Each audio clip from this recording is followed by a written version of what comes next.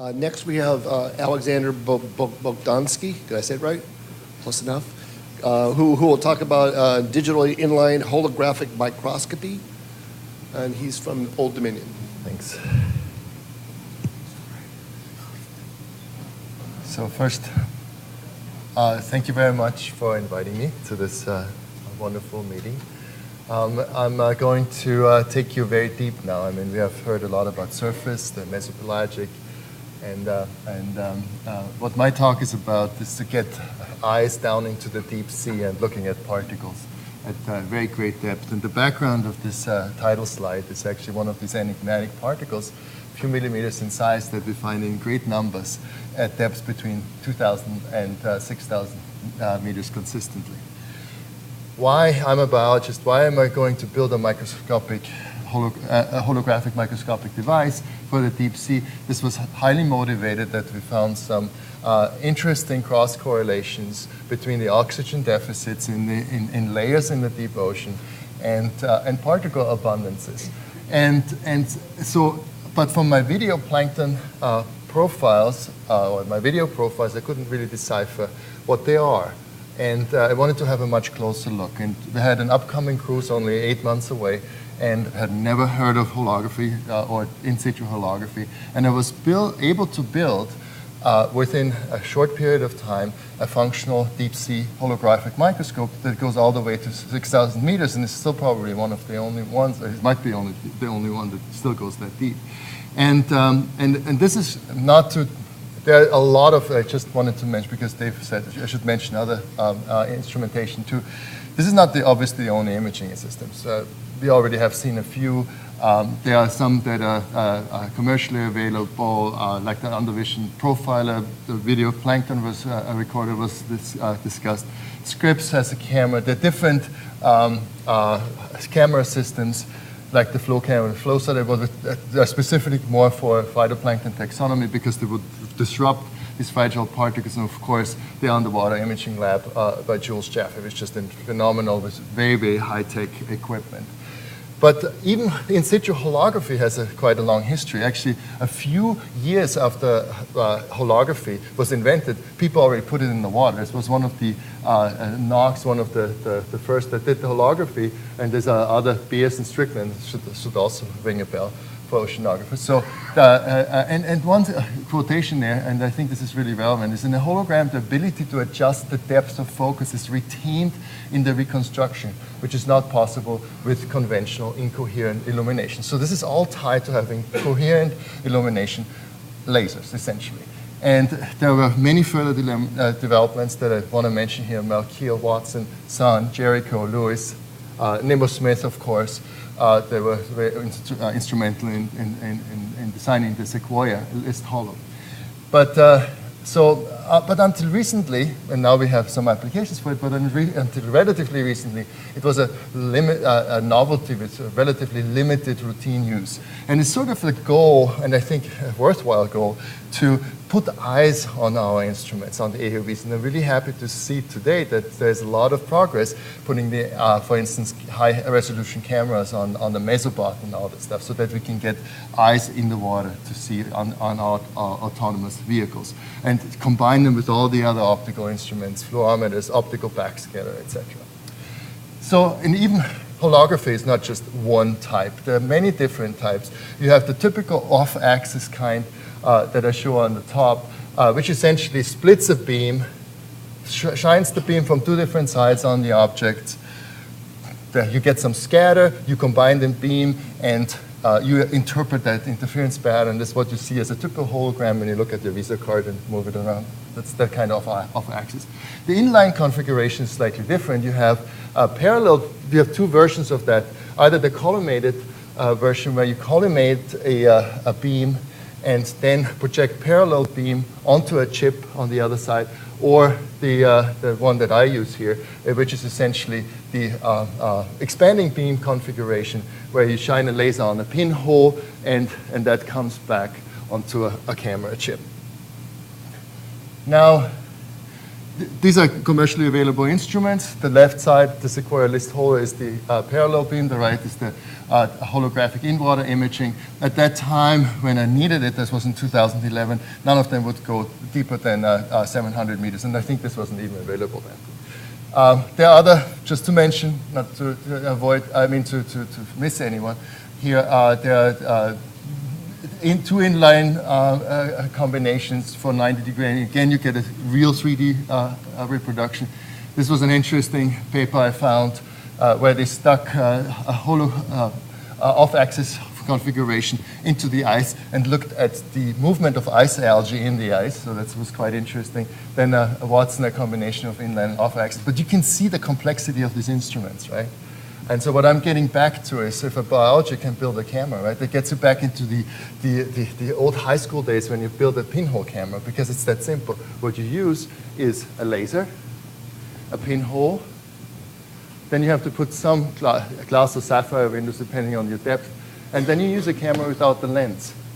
And that creates images by a very simple mechanism. You have the main beam that interferes with the scattered beam, the beam scattered by the object, and so the wavefronts interfere, and what you get is an interference pattern that then if you have, and the genius really in the reconstruction, if you have this equation and a contrast image, you can reconstruct things to quite high resolution, which is quite surprising.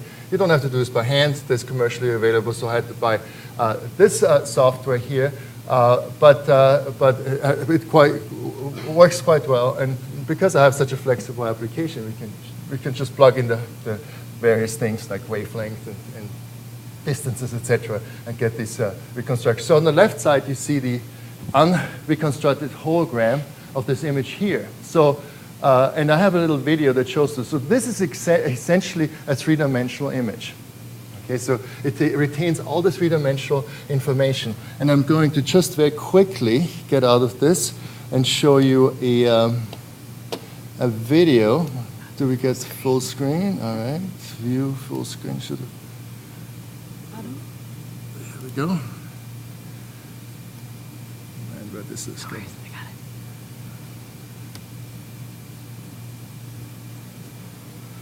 Okay, and so what you see here is, this is an image, the original image. I should backtrack for a moment. So here's the original image. This is essentially, in my configuration, 1.8 milliliters of water, three-dimensionally. And here's an object of interest that came into view. And what you do then is you just zoom into this object. And so this is the unreconstructed version. Then you step yourself through that three-dimensional space till you get the highest resolution or the highest contrast. This can be done automatically, but we do it mostly by hand till you get to this beautiful acantharian and have more high-resolution images there. So this is essentially the mechanism, and I go back to. Okay, got it. Thanks. Mm-hmm.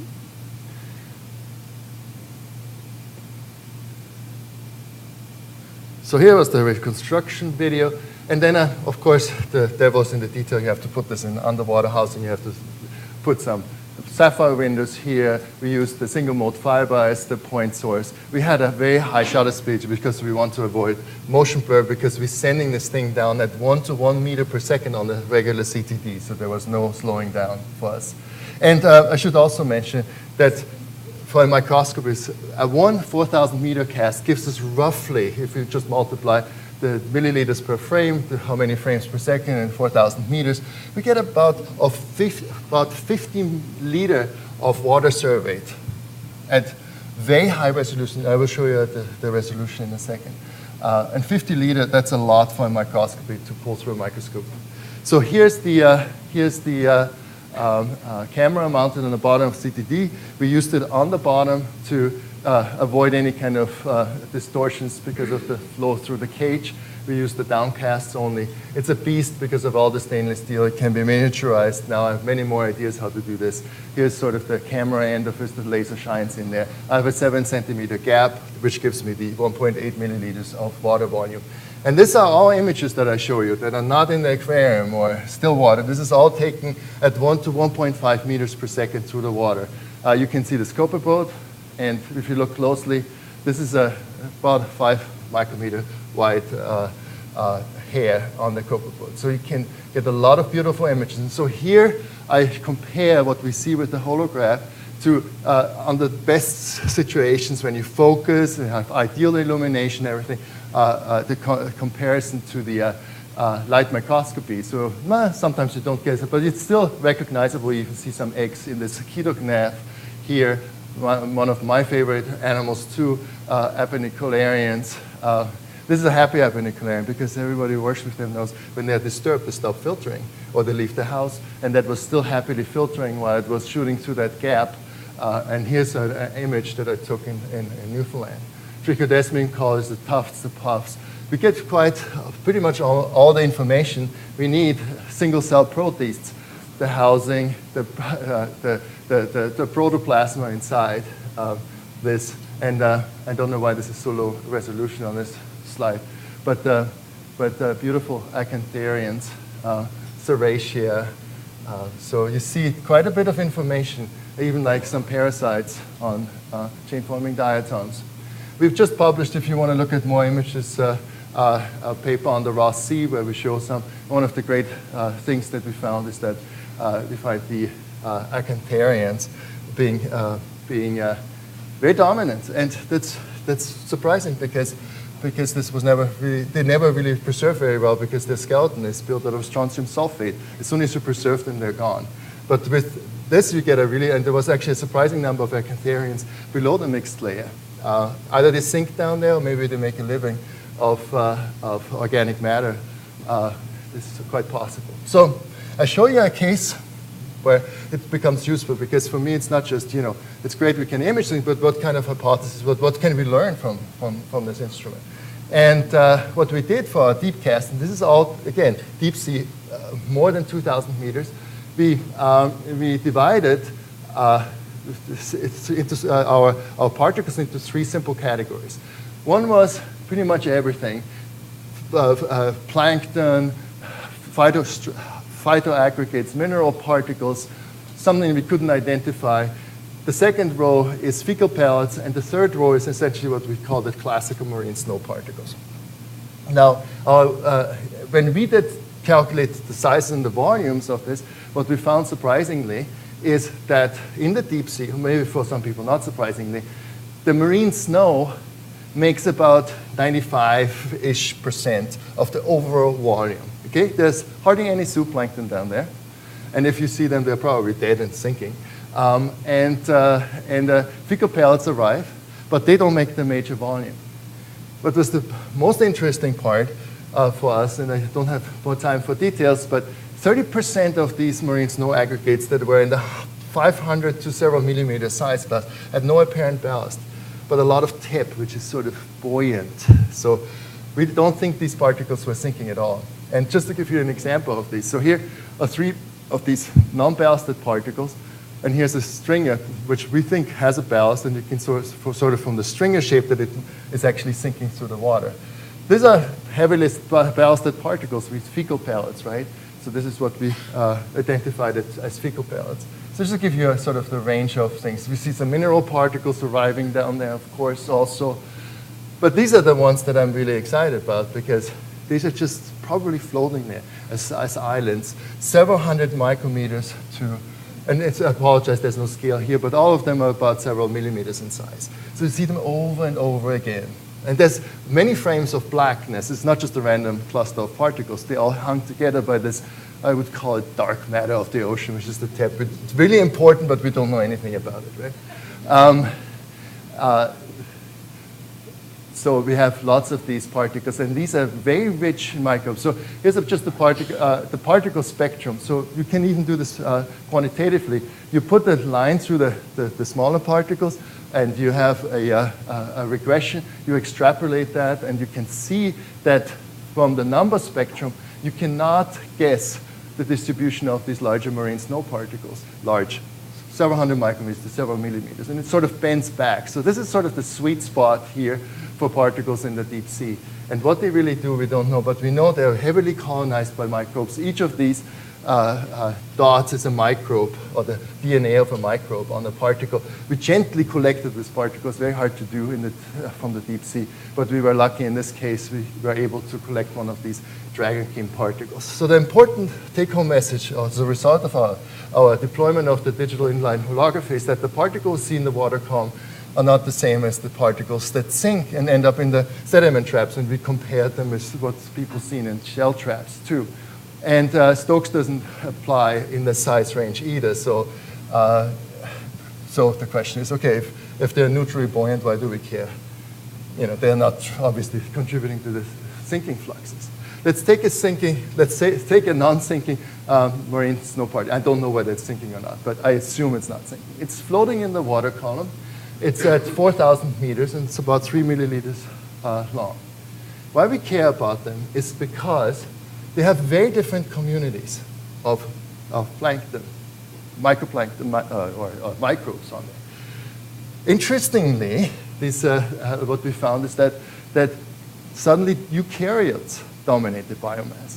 We always thought like the deep sea is dominated by archaea and then bacteria, but on these particles specifically, organism groups like fungi and a group that is on a very different part of the eukaryotic tree, the labyrinthomycetes, they have similar ecosystem functions. They're saprotroph, they degrade refractory material. This is what we actually see in the deep sea, right? So what else does a particle do? It diffusion limits the environment. So that means that the enzymes you spend and the substrates you have to sort of stay co-located. You just don't waste them into the open ocean. And there are a lot of threshold phenomena in rate processes where things don't happen in the ambient because it's just, and we have several examples for that, but you need a certain concentration for things to kick in.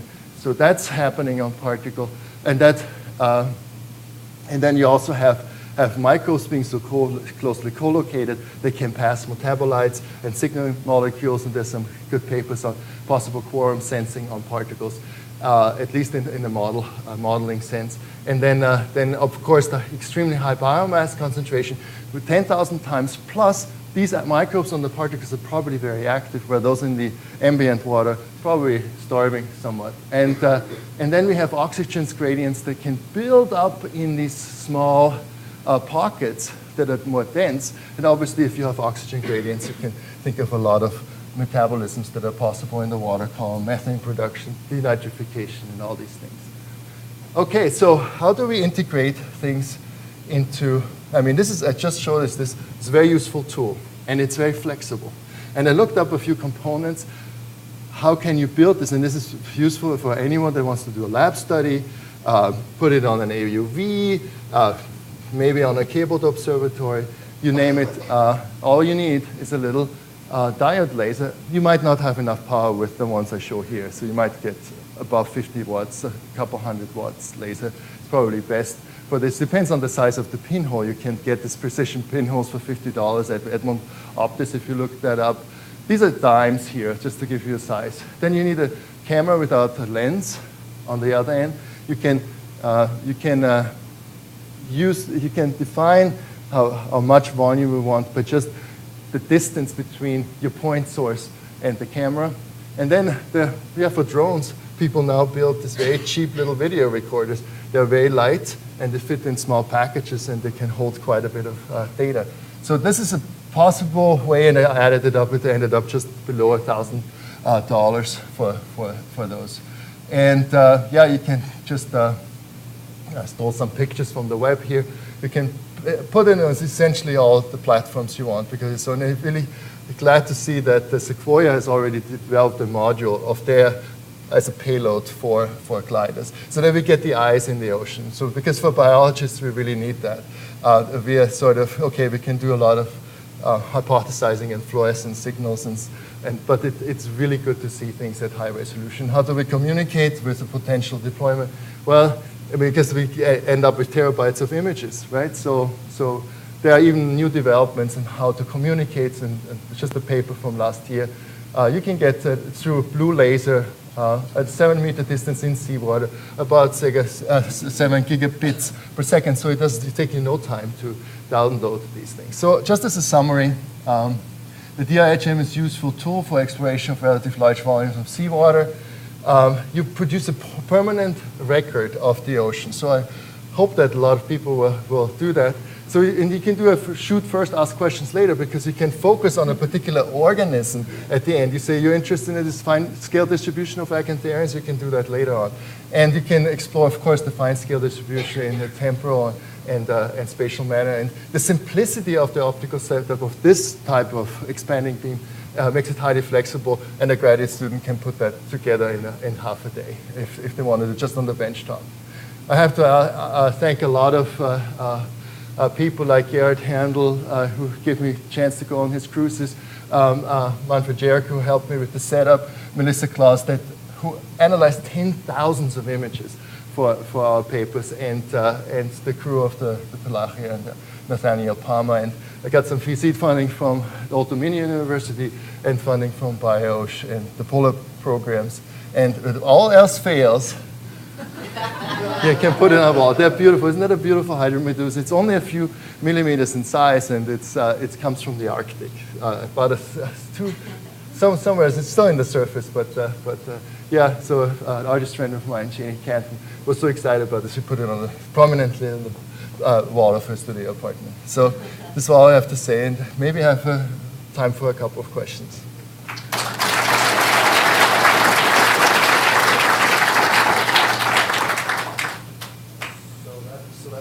Impact, right?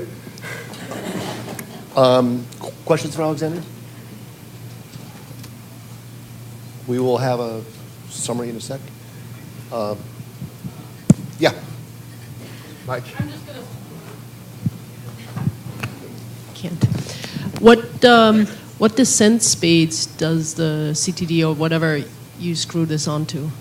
That was a meter to 1.5 meters per second. That's fast through the water. Because we do our deep sea casts relatively quickly, for good reason. So yeah, 4,000 meters takes a long time still. 6,000 meters. Yeah. Your 50 liters for one cast was pretty impressive. 50 liters. You also mentioned that most of your image analysis was done with manual interaction.